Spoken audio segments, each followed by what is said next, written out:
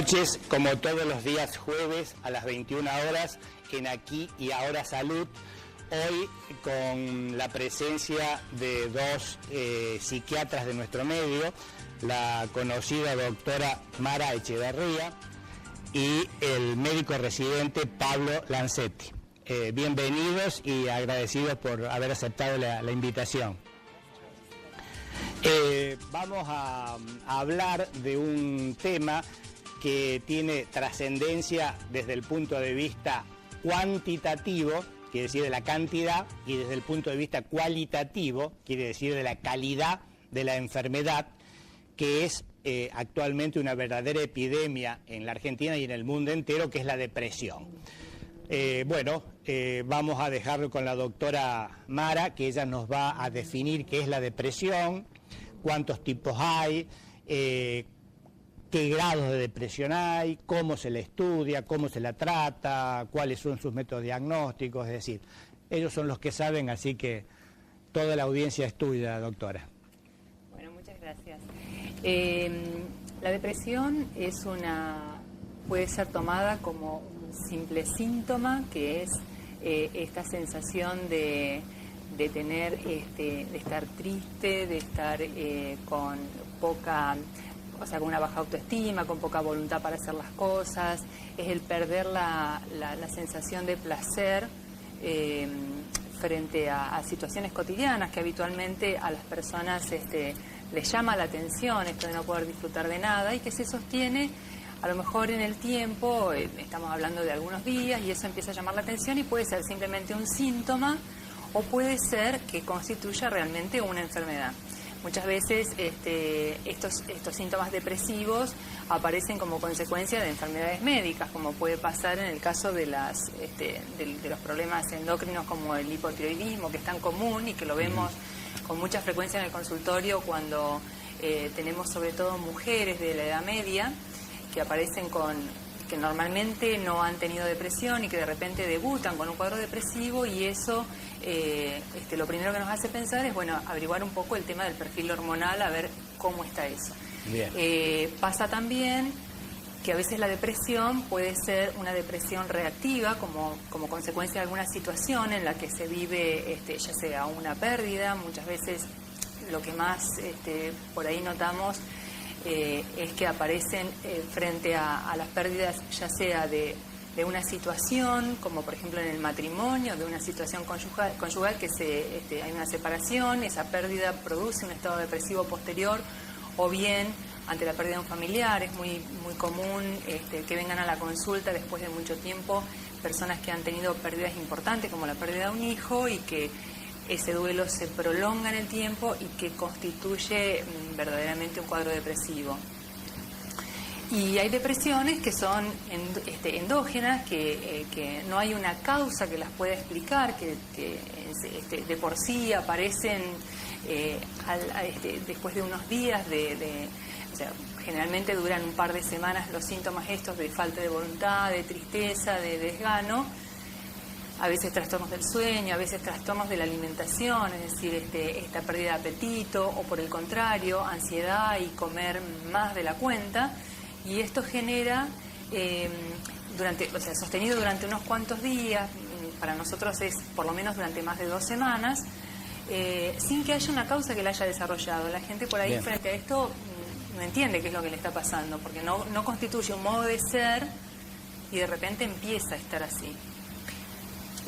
Muy bien, creo que ha sido bien claro, y yo avalando lo que dice la doctora, uno que ha hecho medicina clínica durante muchos años, a veces no es fácil, inclusive como médico, llegar al diagnóstico en las primeras consultas, y la gente en general, que esto también es un mensaje para el televidente, es más dable a que interprete, por ejemplo, que le faltan vitaminas. Yo no sé si ustedes, como especialistas, reciben a un paciente y que dicen, bueno, doctor, dice, yo estoy débil, a lo mejor me falta un shock vitamínico, que en una época eso era una cosa relativamente frecuente, que los médicos medicábamos con vitaminas o calcio, el famoso glucovita C o el Daya Mineral, el Supradin, y no va por ahí. Es decir, muchas veces uno se tiene que tomar su tiempo, el clínico, para explicarle y orientarlo qué es lo que tiene que hacer. Muy bien. Ayuda eso, en realidad ayuda porque lo que estamos haciendo es aplicándoles un poquito de energía, digamos, claro. a este organismo que está bastante abatido. Sí, entonces sí. también ayuda. Sí. Yo creo que todo lo que vamos haciendo contribuye a ir mejorando este cuadro. Claro, lo que ocurre que muchas veces el paciente, uno también lo ha visto, y es probablemente, y si ustedes no están de acuerdo, por supuesto, pueden tener toda la libertad de disentir conmigo, ¿no? Que a veces deambula de un consultorio a otro, buscando a lo mejor la pastillita mágica que lo haga sentir mejor y alguna resistencia para ir al psicólogo o al psiquiatra, ¿no? Eso es un poco la experiencia que uno ha vivido. Vamos a ver, doctor Pablo, si yo te preguntara, o la gente preguntara, es decir, las depresiones, ¿siempre son importantes o a veces hay, como en todas las patologías, una leve, una moderada y una severa? ¿Por qué no nos contás un poquito? Sí, lo bueno e importante es que destacar que la depresión muchas veces está subestimada. Entonces, como usted dijo, a veces el paciente consulta por cuestiones menores, como es lejano, y a veces el clínico no lo toma en cuenta. Entonces es muy importante que consulte precozmente, claro, y tenga vergüenza de consultar, claro, tanto al psicólogo como al psiquiatra. Claro. Los cuadros depresivos sí se caracterizan según la sintomatología en leves, moderados o graves. Como dijo la doctora, repercuten en cuanto al estado anímico, en las cuestiones de la inhibición que nosotros decimos, que las funciones cognitivas están disminuidas muchas veces, la pérdida de energía que dice el paciente. Bien. Las cuestiones disminuyen su atención, su memoria. Entonces muchas veces a veces el estado de ánimo pasa en forma secundaria, es como que decimos que la depresión se mascara en otros síntomas. Ah. Después, bueno, muchas veces a veces con la idea del pensamiento, un poco con ideas de ruina, ideas hipocondríacas, las cuestiones somáticas también, claro, que consultan. Y un estadio mucho más grave es cuando tienes esas ideas de muerte, de suicidio, que hay que tener en cuenta. Perfecto. A la depresión, ¿habitualmente se le acompaña algún otro síntoma desde el punto de vista psiquiátrico, ya sea angustia, ansiedad? ¿Cómo la ven más frecuentemente en la consulta diaria ustedes a esta sintomatología? Sí, repercute mucho en el estado del sueño. Realmente vemos pacientes con insomnio o hipersomnia. Las cuestiones somáticas de cualquier tipo de patología, tanto gástrica, cardíaca, y bueno, pueden también en algunos casos, si la depresión es muy grave, con síntomas psicóticos, en el caso de alucinaciones, delirios y delirantes. Podríamos también diferenciar un poco las depresiones en cuanto a depresiones ansiosas y depresiones inhibidas. Pero no confundir las depresiones ansiosas con un mero trastorno de ansiedad. Las depresiones ansiosas son depresiones agitadas, por lo general la persona anda mucho, deambula, no es productiva, pero está todo el tiempo alerta, está muy inquieta, duerme pocas horas. Y en el polo opuesto estaría la depresión inhibida, que es esa persona que donde mejor se siente es en la cama, y que de hecho dice pasaría todo el día en la cama y que le resulta un tormento tener que empezar cada día. Estas son las dos, digamos, los dos polos opuestos de este tipo de depresiones. Como que también hay depresiones un poco más neutralizadas, digamos, en las que comparten síntomas de las dos. Bien. Indudablemente cada edad, cada grupo etario, para llamarlo de alguna forma, que sufre de depresión, debe tener algunas características. Indudablemente debe ser distinta a la depresión de un niño, de un joven, de una depresión posparto, de una depresión de la tercera edad.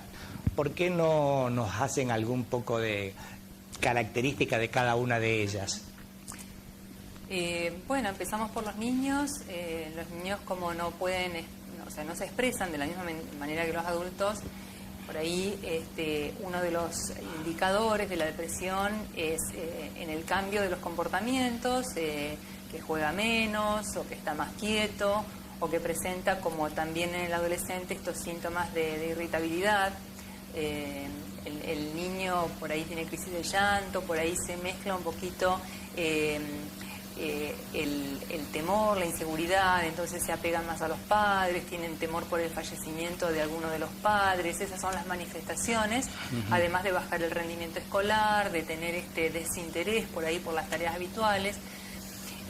Creo que las mamás y los papás se dan cuenta enseguida cuando un niño hace un cambio. Lo que por ahí no puede es claramente determinar si se trata de una depresión o no. Bien. Pero ante ese cambio, lo primero que tiene que hacer es consultar con el pediatra, y ante la detección de un estado depresivo, el pediatra tiene que derivarlo a un psiquiatra que haga la parte justamente de pediatría infanto-juvenil.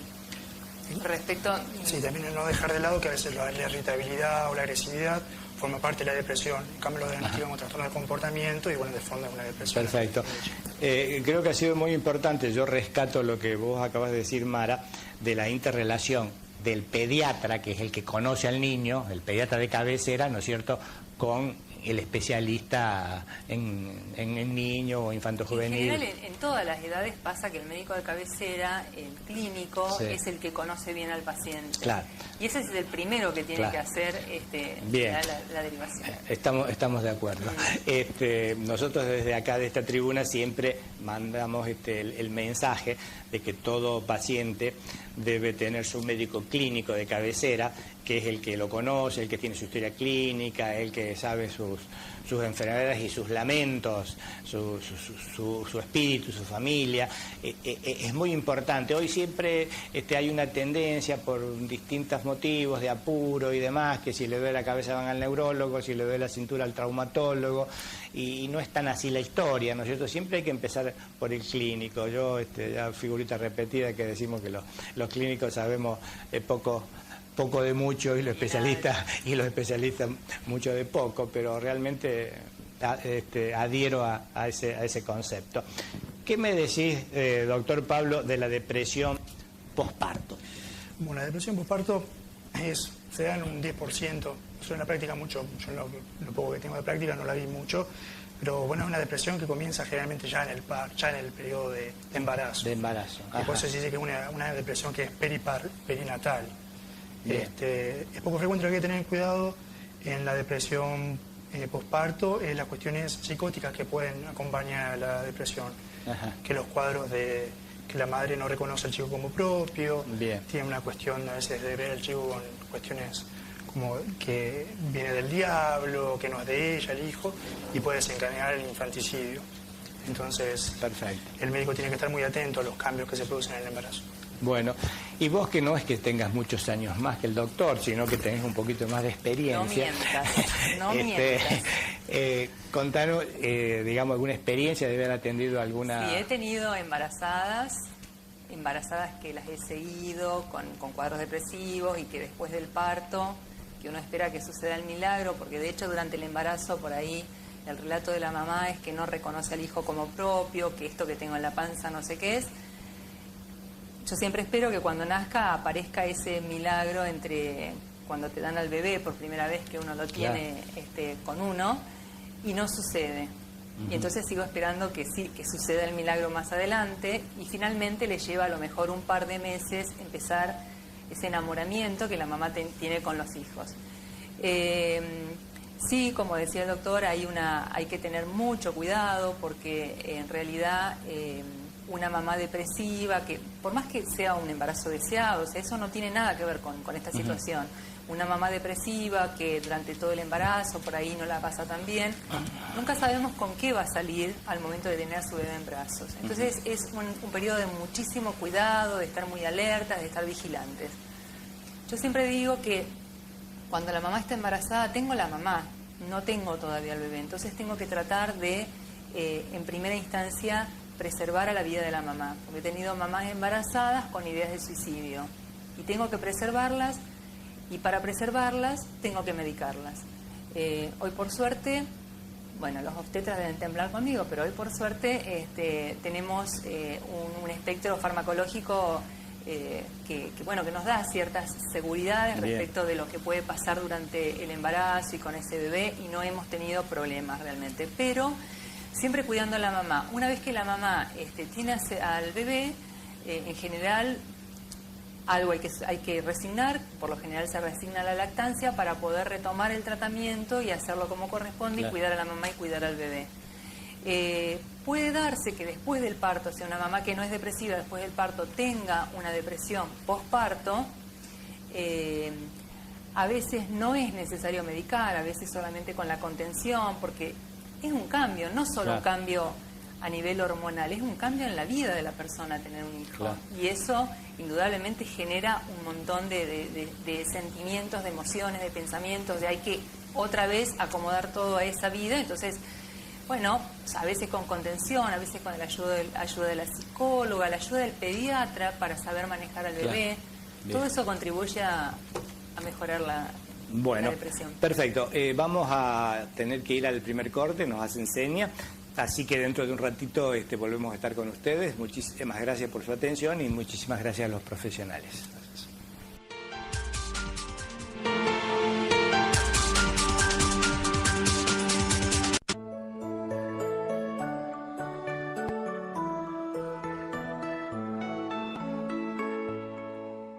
Portobelo Perfumes cumple 15 años en una de las esquinas más lindas de la ciudad y lo festeja con nuevos lanzamientos para que disfrutes de las fragancias más reconocidas del mundo. Very Resistant Low and Rose, Romance Midnight, Armanico Dice. Esta primavera regala fragancia, obsequia sensaciones. Portobelo Perfumes, 25 de mayo, esquina Alberdi.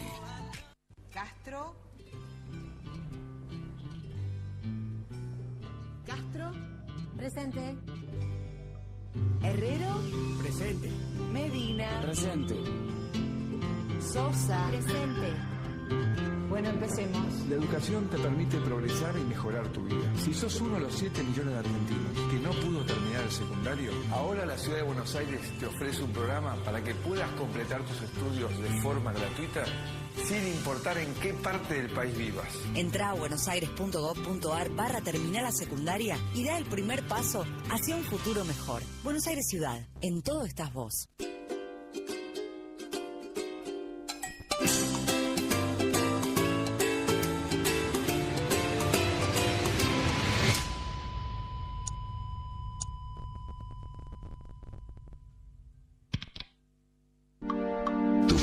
Merece la mejor cobertura médica. Por eso en Cami Salud tenemos un plan pensado para vos. Cami Salud, la mejor medicina prepaga de la ciudad, con más de 40 años de trayectoria. Solicita asesor comercial vía Facebook. Cami Salud, tu salud en las mejores manos.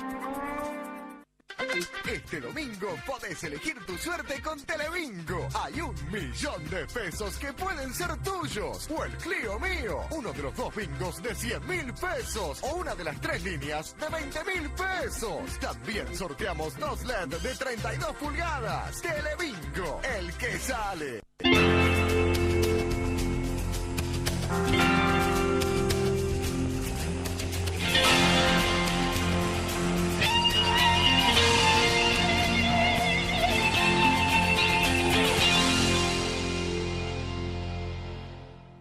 El pasado 27 de agosto, el intendente contador Mauricio Andrés Cravero, el ministro de Agua, Ambiente y Servicios Públicos de la provincia, ingeniero Fabián López, el ministro de Gestión Pública contador Manuel Calvo y el secretario de Recursos Hídricos de la provincia, ingeniero Edgar Casteló, firmaron el convenio para el inicio de la obra del pozo de agua potable en el paraje La Curva, una inversión de 1.760.000 pesos en beneficio de más de 350 habitantes del sector, un sueño de todos los habitantes de La Curva. Ahora estamos contentos porque podemos abrir la canilla y tomar nuestra agua. Gracias al intendente. Gracias. En los próximos meses, los vecinos de este paraje tendrán agua potable. Arroyito, ciudad de vecinos. Gestión contador Mauricio Andrés Cravero. Creemos Creemos en el crecimiento, en el surgimiento de nuevas posibilidades. Creemos que nada termina hasta que uno lo decide y que todo lo que soñamos es posible tomando buenas decisiones. Creemos en la evolución de la familia, en el logro de los sueños y el cumplimiento de objetivos. Creemos en vos. Asociación Mutual AVE. Más de 20 años potenciando tu crecimiento. 9 de julio 1998, San Francisco. Teléfono 425-444.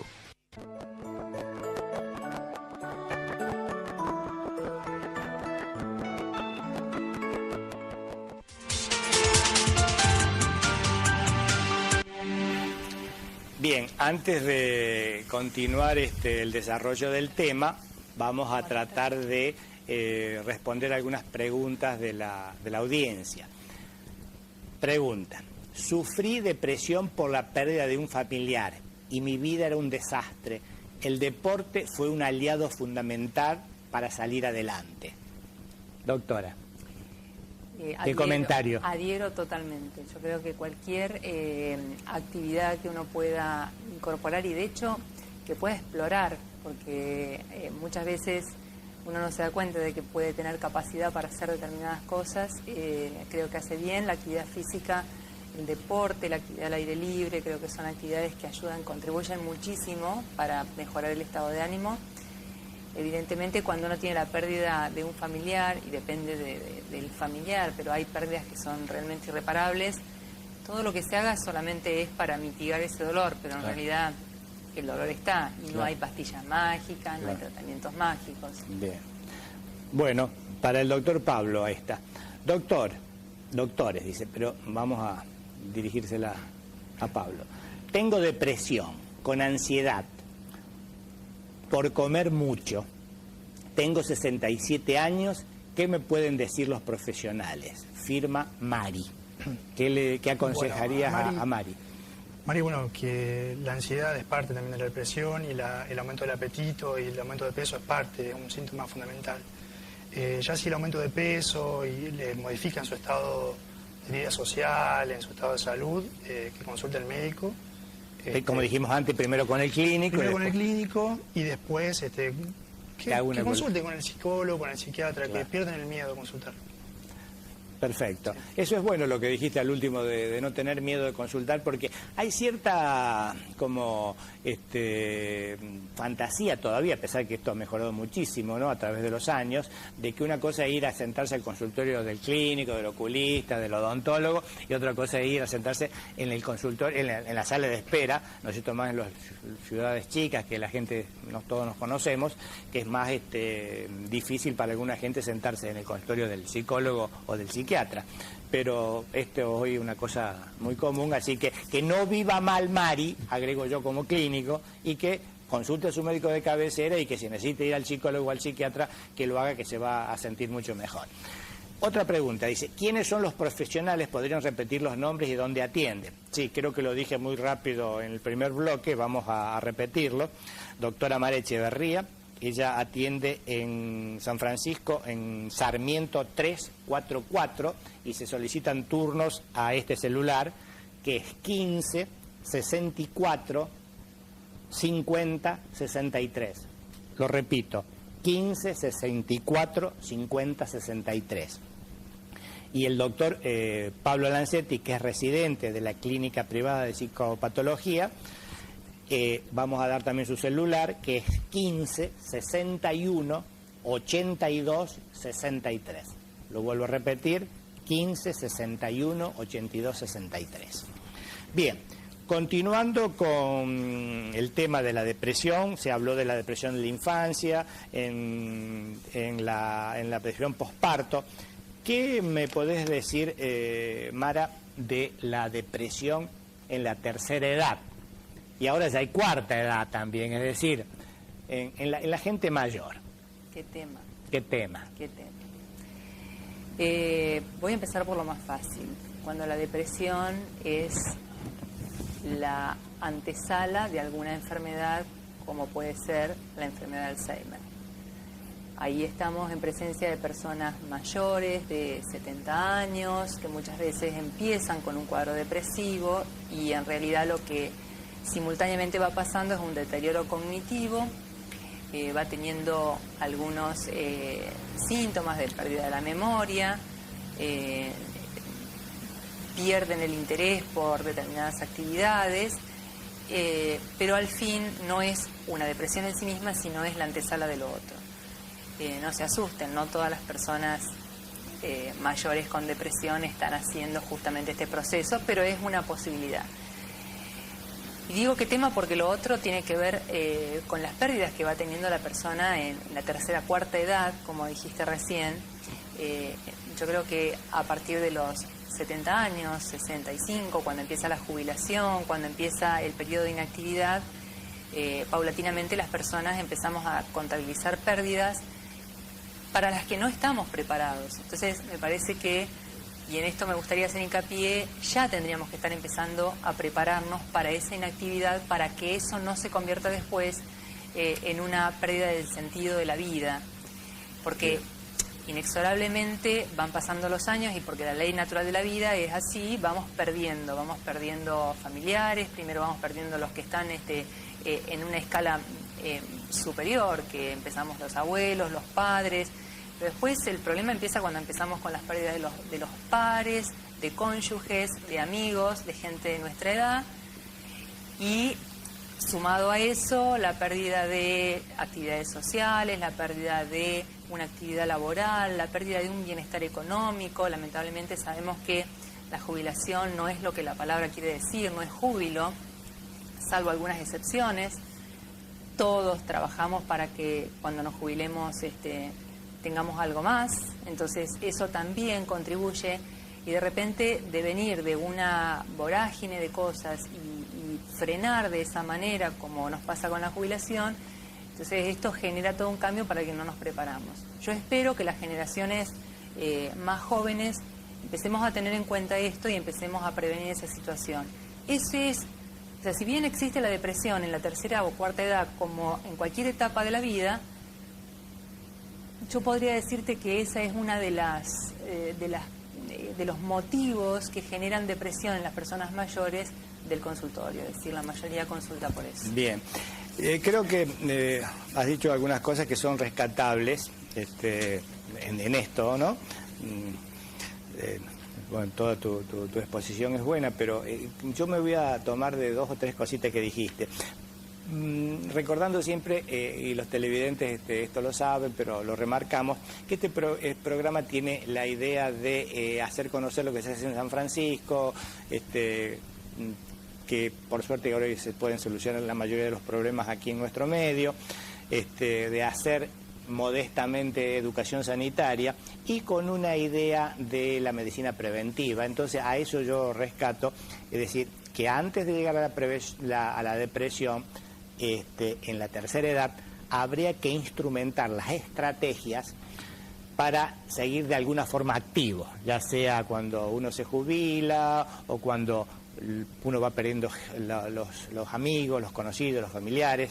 Decimos vulgarmente cuando las balas nos están pegando cerca, ¿no es cierto? Entonces, hacer una vida de relación, tener su grupo de amigos, practicar un deporte, como aquí había hecho un comentario un televidente. Es decir, son todas cosas que ayudan, y el mensaje fundamental sería evitar el aislamiento. Es decir, de encerrarse en su casa, ponerse las pantuflas, sentarse frente al televisor y que todo el mundo sea ese.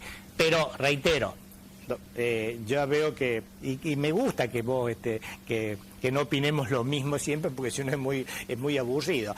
Pero creo que eso es una cosa muy importante. Y como dijimos al principio, después te doy el micrófono, digamos, esto es una verdadera epidemia la que se está, la que estamos sufriendo. Cuando nos juntamos con Mara para preparar el programa, repasamos algunas estadísticas, si bien que son del año 2012, son dos años. Es decir, en el mundo leímos que hay 360 millones de depresivos, y en el país casi 2 millones, así que realmente es una cifra muy importante. Creo que es importante también la cifra que dijiste vos, Pablo, que la represión postparto es el 10%. Creo que a veces las cifras son medias aburridas y demás, pero nos ayudan a ubicarnos en la dimensión del problema. Ahora sí, doctora, disienta. No quería disentir, quería agregar y me gustaría poder entusiasmar más a la gente a que se anime a probar, a explorar experiencias por ahí que en realidad nunca hicieron, y porque la gente por ahí tiene miedo de empezar con una computadora, tiene miedo a usar internet, tiene miedo a tomar clases de baile, tiene miedo porque tiene miedo de ponerse en ridículo, porque ya para esto estoy viejo, ya para esto estoy gordo, ya para esto no sé qué, y en realidad yo creo que después de, no sé si vas a coincidir conmigo, pero creo que después de los 50 años uno está totalmente habilitado para hacer, para disfrutar, para pasarla lo mejor posible en la vida. Seguro que sí. Sí, sí. Entonces, eso es lo que quiero por ahí transmitirles para que empiecen la prevención desde ese lugar. Todo lo que, porque cuando vienen al consultorio, vienen depresivos, vienen con esta sensación de soledad, de aislamiento, de que es lógico. Los hijos, los nietos, cada cual sigue su vida, todos tenemos otro ritmo y están solos y me dicen, ¿pero qué puedo hacer? Es difícil incorporarse de la nada en una actividad, por eso hay que empezar tempranamente y animarse. Hay cosas muy lindas para hacer. Yo creo que, sí, no, en eso coincido, no disiento, al contrario, e inclusive con una ventaja, que estando en una ciudad pequeña como la nuestra, está todo a mano, digamos, ¿no? No es que tiene que tomarse un ómnibus y estar viajando 1 hora para ir a un club, o tiene que tomar el micro para ir a aprender baile, o un taller de pintura y demás, ¿no? Creo que eso es muy importante. Vamos a tratar de contestar esta pregunta. Tengo 45 años y trabajo alrededor de 14 horas diarias. Y siento que cuando tengo tiempo libre es como afloran ideas, pensamientos, etcétera. Si aflojo, tengo miedo de empeorar. ¿Cómo será? Gracias.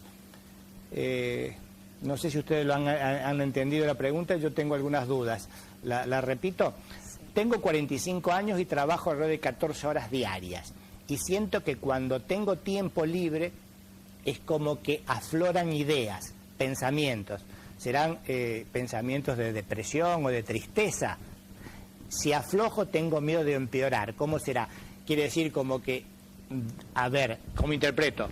Que él medio como se aturde trabajando tantas horas y si para tiene miedo de empezar a pensar y a deprimirse. Del vacío. Bien, a ver, el vacío existencial. Yo creo que es eso. O sea, me parece que justamente lo que dijiste, el aturdimiento, el estar ocupado tantas horas, el tener que hacerlo por diferentes necesidades y de repente cuando uno desacelera, el empezar a cuestionarse, el empezar a pensar y el tener miedo de las respuestas que va a dar. Creo que le vendría muy bien, me parece, poder tratar estas cuestiones con algún profesional que les pueda dar otra perspectiva de la situación. Es decir, por ahí no va a poder dejar de trabajar las 14 horas, porque por ahí es su realidad, es necesario y demás, pero sí que pueda optimizar el resto de las horas que le quedan, es decir, las otras 10 que no sean para dormir porque me da terror ponerme a pensar en algo. Claro. Y un poco también importante es romper la estructura que uno tiene de la vida cotidiana y animarse, como hablaba la doctora, a hacer cosas nuevas. Cualquier actividad te lleva a sacar de foco la idea que uno tiene, la angustia y el problema. Perfecto. Yo también le diría que tengo 45 años, no lo firma, no sé si sea varón o mujer, pero bueno, eso no es importante. Que primero él piense con su almohada si realmente necesita trabajar las 14 horas, ¿no? Si necesita, digamos, por una cuestión económica o demás. Supongamos si es un jefe de familia y tiene 14 chicos, o 10 o 5, nomás, capaz que tenga que trabajar muchas horas. Pero que lo habitual es que uno dice, sin ser demasiado esquemático, que uno tendría que tener 8 horas para trabajar, 8 horas para descansar y 8 horas para disfrutar. Eso sería lo ideal. Así que me parece que es muy importante y también como clínico yo me adhiero a lo que dice Mara, de que busque su espacio, que consulte esto con un profesional, con un psicólogo, con un psiquiatra, con su médico clínico, para que lo oriente y que deje de tener miedo si afloja de trabajar y pueda pensar cosas agradables, que disfrute de la vida y demás. Porque, discúlpame, por ahí es fácil decir, bueno, que lo que se dice habitualmente, que baje un cambio, y toda esta teoría, pero la gente no sabe cómo ponerlo en práctica. Entonces, claro, cuando uno le dice, bueno, a lo mejor tenés que trabajar menos horas, pero hoy su realidad es esta y no puede dejar de trabajar, porque ya está adentro del laberinto. Claro. El tema es que le podamos ayudar desde el punto de vista de los profesionales, del que sea, que podamos ayudarle para que salga de ese laberinto, porque en algún momento entró. Claro. Y el tema es que ahora no es tan simple hacer el recorrido inverso, que no sé si solo puede hacerlo. Mientras tanto, mientras se pasa esas 14 horas, tiene que empezar a optimizar ese tiempo. Y también cuando aparecen estas ideas, como pueden ser las de vacío, las de el sentido de la vida, o sea, ideas que los filósofos creo que las pensaban durante horas, semanas, meses, y que ahora no podemos hacer. Que mientras pasan esas horas y piensa, que no tenga miedo de esas ideas y que en todo caso, si son ideas que le parecen que pueden ponerlo en algún riesgo, que las verbalice, que no se las guarde, porque nada mejor que pueda decir lo que está sintiendo. Bueno, por lo menos ha participado, eso es importante, ¿no es cierto? Que se permita decirlo aquí como televidente y que y busque también su espacio para que lo pueda hablar medio más tete a tete, como se dice, con alguien. Nos hace seña que vayamos al segundo corte, pero antes vamos a hacer un comentario de un televidente que dice, y a ver si ustedes hacen algún comentario: Internet es mi mayor entretenimiento, tengo 65 años. ¿Qué le pueden decir a este televidente? No, siempre todas las cuestiones que haga, si no repercuten en algún sentido de la vida, no hay ningún problema. Bien. Yo siempre aconsejo que utilicen Internet, porque Internet no solo les permite jugar, les permite navegar, esta es la palabra, el origen del Internet, les permite navegar y de repente les permite explorar en espacios que nunca jamás hubieran accedido. Entonces no hay que tener miedo justamente, muchas veces una compañía de Internet, claro que sí. Ahora si se abusa de Internet, si deja de hacer cosas, eso ya es una cuestión, una adicción. Como ya una adicción, perfecto, muy bien. Vamos entonces ahora al segundo corte. Muchas gracias, doctores, y a ustedes que nos escuchan.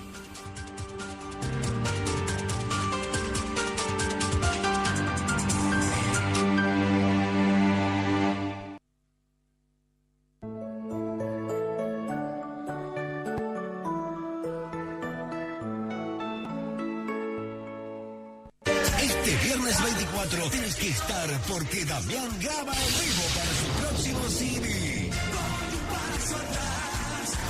Anticipadas en Disquería El Milenio, Maxi Kiosco El Busca, Kiosco Norma y Precio Manía. Y el mismo viernes de 19 a 21 horas en Boleterías de Bomberos. Tu familia merece la mejor cobertura médica. Por eso en Cami Salud tenemos un plan pensado para vos. Cami Salud, la mejor medicina prepaga de la ciudad, con más de 40 años de trayectoria. Solicita asesor comercial vía Facebook. Cami Salud, tu salud en las mejores manos. Este mes con Cablevisión disfruta de exitosas series y del mejor cine. The Flash, nueva serie que cuenta las aventuras del superhéroe más veloz del mundo. Terror en Chernobyl. Un grupo de jóvenes emprenden un viaje sin imaginar lo que van a encontrar. Ladrona de identidades. Un hombre debe encontrar a la mujer que ha usurpado su identidad y no parar de usar sus tarjetas. Disfruta más con Cablevisión. Kevinston Mujer. Kevinston Mujer.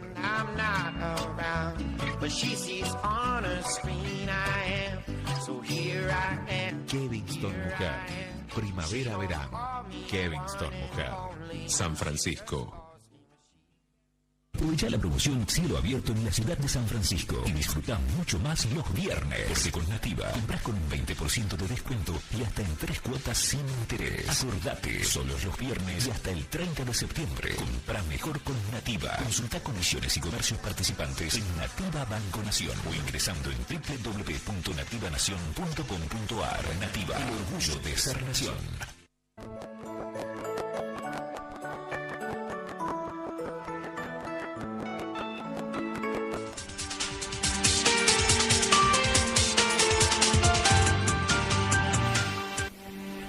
Comenzamos el tercer y último bloque. ¿Cómo se diagnostica la depresión? Es decir,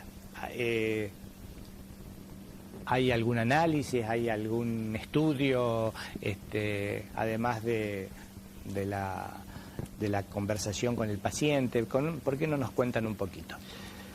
Cuando el paciente consulta, lo primero principal es que, bueno, nosotros trabajamos con lo que el paciente nos dice y lo que nosotros observamos. Es fundamental que el paciente siempre colabore. La cuestión siempre del diagnóstico va a ser clínico en cuanto a la sintomatología que tenga el paciente. Bien. Que como dije antes puede ser leve, moderado o grave. Bien. Pablo, ¿qué importancia tienen algunas preguntas no son test, sino son preguntas generalmente así como preestablecidas, en donde si se dan tanto número, se hacen, 20 preguntas, y si dan 20 preguntas, ¿tienen algún valor eso? ¿Cómo es? Sí, hay tablas así sí, hay varias tablas de diagnóstico que nosotros utilizamos, que se aplican en cualquier momento. Son más que todo estadísticas, pero sí ayudan muchas veces al diagnóstico. Perfecto. Y los dosajes hormonales, por ejemplo, ya la doctora en el primer bloque habló de uno, de ver el funcionamiento de la tiroides, ¿no es cierto? Sí, por ejemplo, ustedes le dan importancia, por ejemplo, al cortisol, que, digamos, esto ya un poco sería dentro de la psiquiatría más biológica. ¿Qué comentarios pueden hacer? Sí, en cuanto al diagnóstico, primero nosotros, antes que todo, tenemos que descartar la cuestión orgánica, siempre. Claro. Porque, como dijo la doctora, la depresión pasa a ser a veces un síntoma dentro de un cuadro orgánico. Entonces sí, nosotros a veces descartamos la función tiroidea, algunas cuestiones del ciclo circadiano de algunas hormonas, incluso a veces de resonancia y demás, para ver si es la antesala o un cuadro del Alzheimer, por ejemplo. Nosotros siempre con el diagnóstico nosotros es como que no nos casamos con el diagnóstico, porque generalmente a veces el diagnóstico que a lo mejor hoy es de depresión, más adelante resulta ser otra cosa.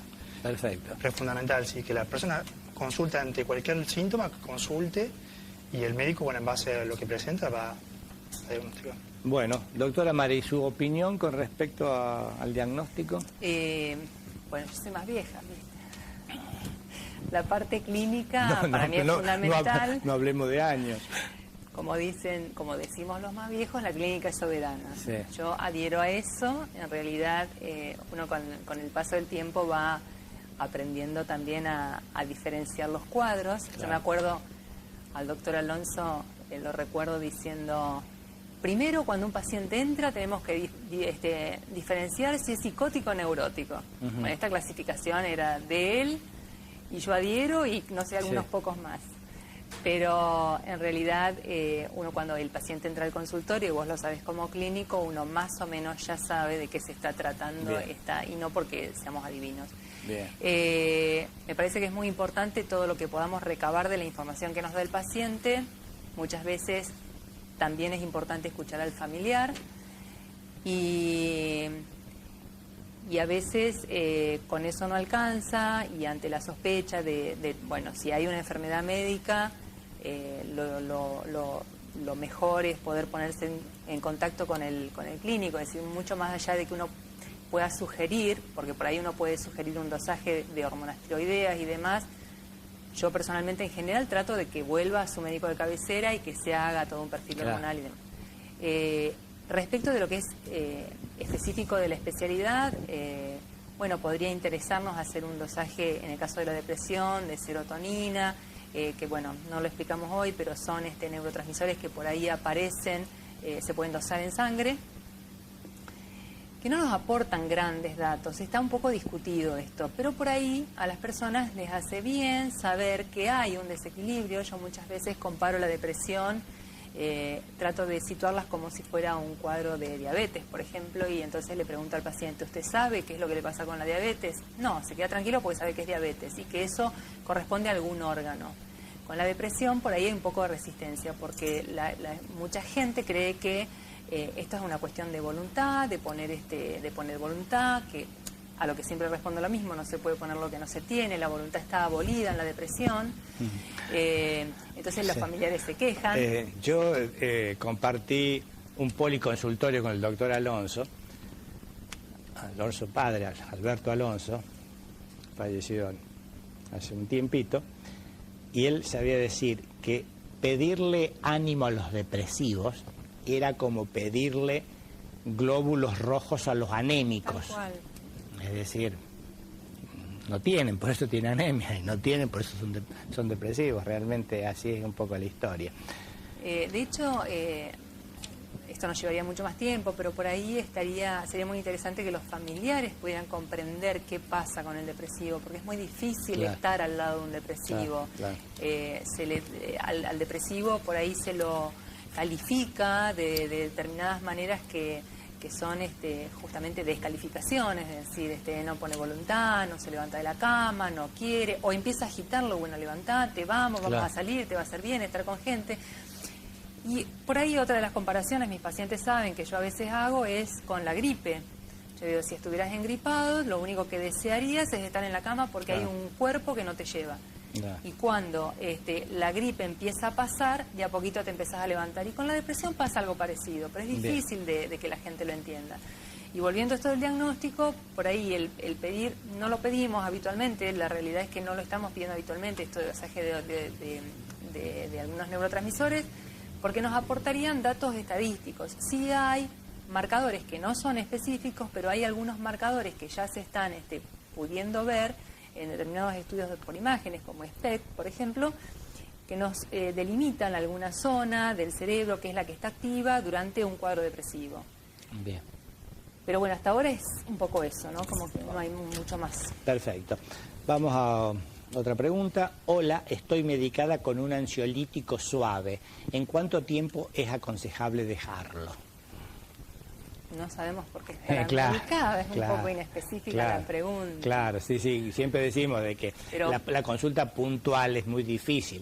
Por eso decir siempre, volviendo a su médico clínico de cabecera, eventualmente a su psiquiatra, de acuerdo al diagnóstico le van a decir cuánto tiempo tiene. Pero igual, aprovecho esto para decir, cuanto antes pueda dejar la medicación, mejor.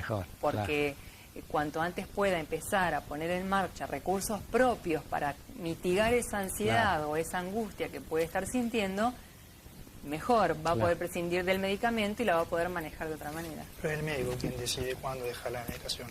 Eso pasa mucho con los depresivos, que se sienten mejor, recuperados y dejan la medicación y después vuelven a recaer. Perfecto. Bueno, muy bien. Y a ver, hablando aquí de ansiolíticos, en la depresión, ¿cuáles son los psicofármacos que más se utilizan y qué mensaje a la comunidad de aquel paciente que está tomando psicofármacos, qué es lo que debería hacer y qué es lo que no debería hacer aquel que tome psicofármacos, ya sea antidepresivos, ansiolíticos y demás? Bueno, no sé. Pablo. Bueno, el tratamiento de la depresión es muy variado. Hay antidepresivos que también trabajan en los niveles de estos neurotransmisores, hay estabilizadores del ánimo y muchas veces los antipsicóticos también se utilizan como...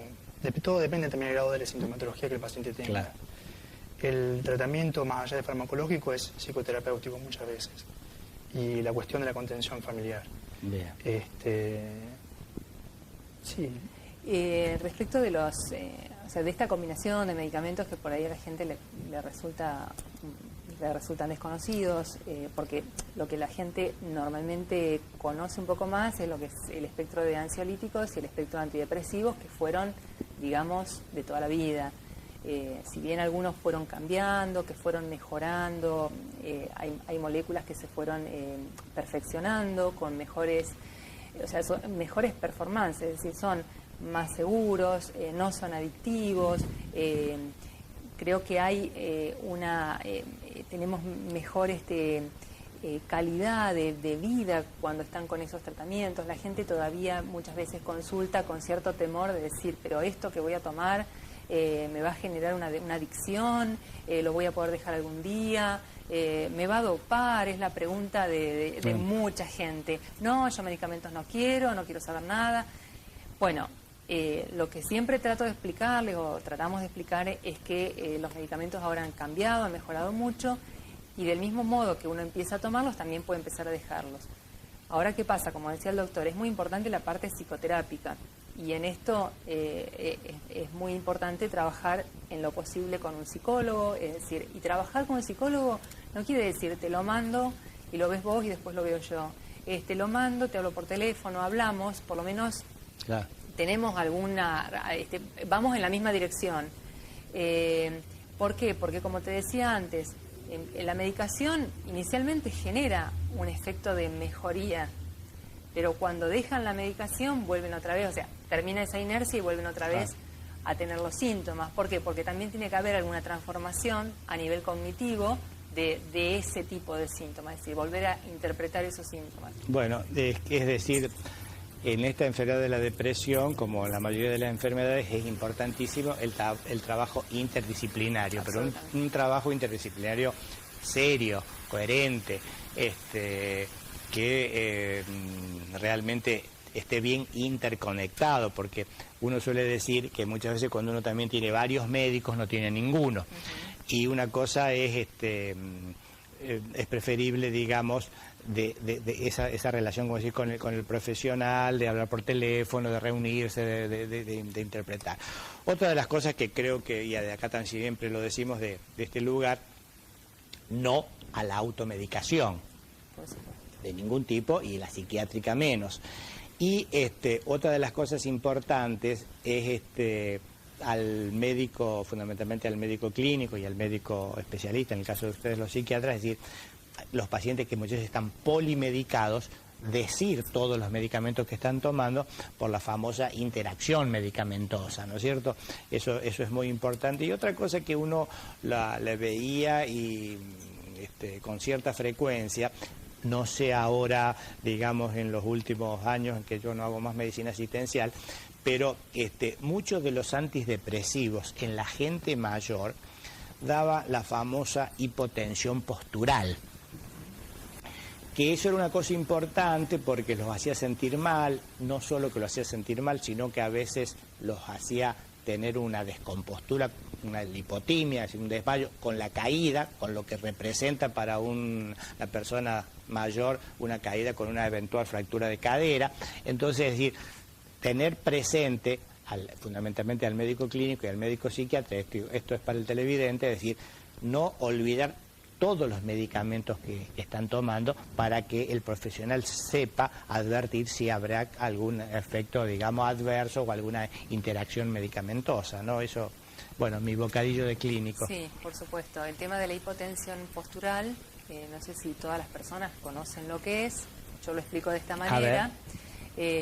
Siempre les digo, no se levanten de golpe de la silla, no se levanten de golpe de la cama, traten de bajar primero los pies, de ver que no están mareados, recién después poder ponerse de pie, porque esa variación, no agacharse de golpe, pues esa variación de una postura a otra genera una especie de inestabilidad, de mareo, que hace que la persona pueda caerse.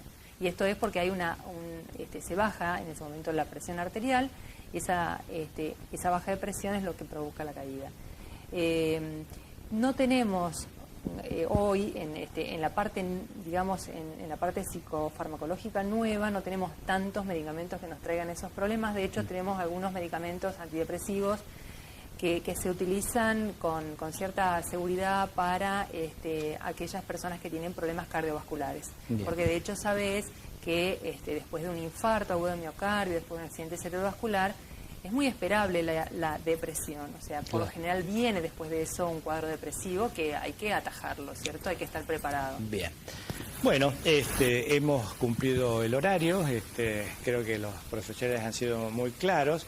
y hacemos el anuncio ya que los vamos a tener nuevamente a los doctores para el último jueves del mes próximo, del mes de noviembre, es decir, el cuarto jueves, que es el día 27 de noviembre, y que se va a seguir hablando sobre temas, por supuesto, de la especialidad. Y me gustaría que quede claro en el programa próximo una diferencia importante entre lo que vos mencionaste, era el consejo del doctor Alonso, del diagnóstico diferencial, que es un neurótico y que es un psicótico, para que el televidente pueda aprender estos términos. Muchas gracias a ustedes, muchas gracias doctores, y nos vemos el jueves próximo.